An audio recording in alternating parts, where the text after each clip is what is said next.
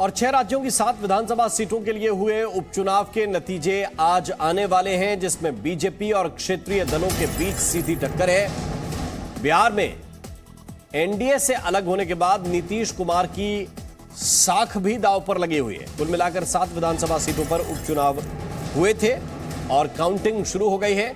UP, Bihar, Odisha, Telangana, Maharashtra,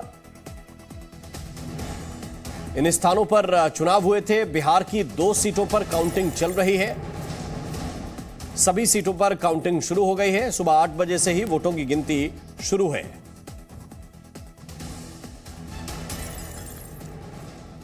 तो ये उपचुनाव कई मायनों में कई तरह के संकेत लेकर भी आते हैं और खासतौर से बिहार में एनडीए से अलग होने के बाद नीतीश कुमार आरजेडी का जो गठबंधन बना, उस पर सबकी निगाहें हैं।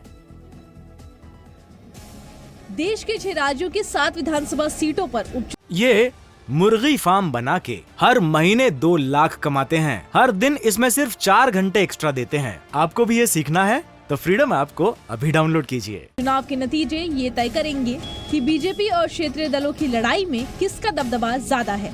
एक सीट ऐसी है जहां कांग्रेस और बीजेपी के बीच सीधी टक्कर है। बिहार में सीएम नीतीश कुमार की साख भी उपचुनाव में दांव पर लगी हुई है। बिहार की मोकामा विधानसभा सीट पहले आरजेडी के पास थी, जबकि गोपालगंज सीट पर बीजेपी का कब्जा था। बात अगर यूपी के गोला गोकर्णनाथ सीट की करें तो ये सीट फिलहाल बीजेपी के पास थी। बीजेपी विधायक के निधन के बाद यहाँ उपचुनाव हुआ है। महाराष्ट्र की अंधेरी सीट से भी नतीजे आज ही आएंगे। रमेश लटके की मृत्यु के बाद यहाँ दोबारा चुनाव हुआ था। शिवसेना ने ऋतुजा लटके को अपना उम्मीदवार बनाया है। हालांकि बीजेपी ने इस सीट पर अपने प्रत्याशी के नाम का ऐलान तो किया था, लेकिन सीएम एकनाथ शिंदे की अपील पर इस सीट से बीजेपी ने अपने प्रत्याशी का नाम भी वापस ले लिया था। वहीं हरियाणा में भजनलाल के छोटे भाई कुलदीप बिश्नोई के विधायक पद से इस्तीफा देने के बाद उपचुनाव हुए। कुलदीप बिश्नोई ने कांग्रेस छोड़ बीजेपी ज्वाइन की, जिसके बाद यहाँ उपचुनाव हुआ। तेलंगाना में बीजेपी और टीआरएस की जबरदस्त टक्कर है। यहाँ की मुनगोड़ सीट पहले कांग्रेस के पास थी, लेकिन कांग्रेस विधायक ने इस्तीफा देकर बीजेपी ज्वाइन कर ली, जिसके बाद यहाँ दोबारा उपचुनाव कराया गया है।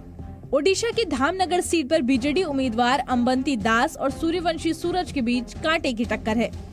उपचुनाव के नतीजों का सीधा असर गुजरात और हिमाचल प्रदेश पर भी हो सकता है, जहां चुनाव प्रचार चल रहा है।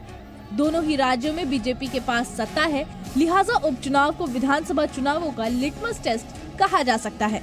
ब्यूरो रिपोर्ट, जी मीडिया। ये मुर्गी फार्म बना के हर महीने 2 लाख कमाते हैं। हर दिन इसमें सिर्फ 4 घंटे एक्स्ट्रा देते हैं। आपको भी ये सीखना है तो फ्रीडम ऐप को अभी डाउनलोड कीजिए।